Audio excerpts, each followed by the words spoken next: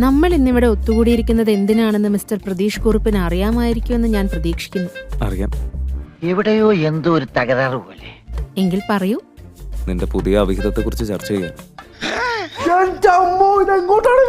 അത് അവിഹിതങ്ങളല്ല മിസ്റ്റർ കുറുപ്പ്, എന്റെ പ്രണയങ്ങളാണ്. എനിക്ക് പ്രണയം വേണം. സംഗതി കുഴപ്പത്തിലേക്ക് നീങ്ങിക്കൊണ്ടിരിക്കുക. അത് പൂർണ്ണവും തീവ്രവുമായി തന്നെ വേണം. എനിക്ക് മനസ്സിലായി. ആർത്തി മൂത്ത് പ്രാന്തായതാണ്. അതെ, വിവാഹം കഴിച്ച് ഒരു ഭർത്താവ് ഉള്ളപ്പോ എന്തൊക്കെയാണ് ഈ കൊച്ചു കേരളത്തിൽ സംഭവിക്കുന്ന അവിഹിതങ്ങൾ തന്നെ ഈ നാട്ടില്. മറ്റൊരു ബന്ധം ഉണ്ടാക്കാൻ ശ്രമിക്കുന്നതിന് ഞങ്ങളുടെ നാട്ടിലെ അവിഹിതം അങ്ങനെയൊക്കെ പറയാം. എങ്ങോട്ടാണ് ഈ നാടിന്റെ പോക്ക്? Go to hell. ഈ സൊസൈറ്റി ശരിയല്ല. ഇതൊക്കെ എന്റെ തലയിലാവൂലോ. നീയും ശരിയല്ല. അത് ചോറായി. എനിക്കിഷ്ടായി. പ്രതീഷ്, ഒരു സ്ത്രീയോട് സംസാരിക്കുമ്പോൾ മര്യാദയോടുകൂടി സംസാരിക്കണം. ഇതെവിടെ ന്യായം? കുറുപ്പിനെ ഞാൻ വെറും എന്റെ ഭർത്താവായിട്ടല്ല കണ്ടിരിക്കുന്നത്. കർത്താവിനെ ഓർത്ത് നീ എന്നെ നാറ്റിക്കല്ലേ. എന്റെ ഏറ്റവും അടുത്ത സുഹൃത്തായിട്ടാ കണ്ടിരിക്കുന്നത്.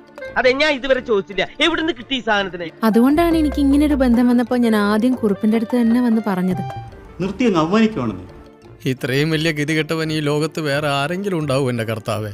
നമുക്കൊരു ഡോക്ടറെ ഉണ്ടല്ലോ. ഇതാണ് കുഴപ്പം. ഒരു സ്ത്രീ എന്തെങ്കിലും തുറന്നു പറയാൻ ശ്രമിച്ചാ ഈ സൊസൈറ്റി അവളെ ഭ്രാന്തിയാക്കി മാറ്റും. എന്തിന്റെ കുഞ്ഞാണോ ഇത്? എല്ലാ ദിവസവും ഒരേ ഷർട്ട് തന്നെയാണോ മിസ്റ്റർ കുറുപ്പ് ധരിക്കാറ്? എടി പെണ്ണെ, നിന്റെ ചാട്ട എങ്ങോട്ടാണെന്നൊക്കെ എനിക്ക് മനസ്സിലാവുന്നുണ്ട്. ഇല്ലല്ലോ. അപ്പൊ അതുപോലെ തന്നെയാണ് ഇതും. ശാസ്ത്രത്തിന്റെ ഒരു വളർച്ച. എന്താ കർത്താവെ നമ്മളീ കണ്ടത്? ഇതിനെ ഉന്മാദം എന്ന് പറയും. പച്ച മലയാളത്തിൽ ഭ്രാന്ത്.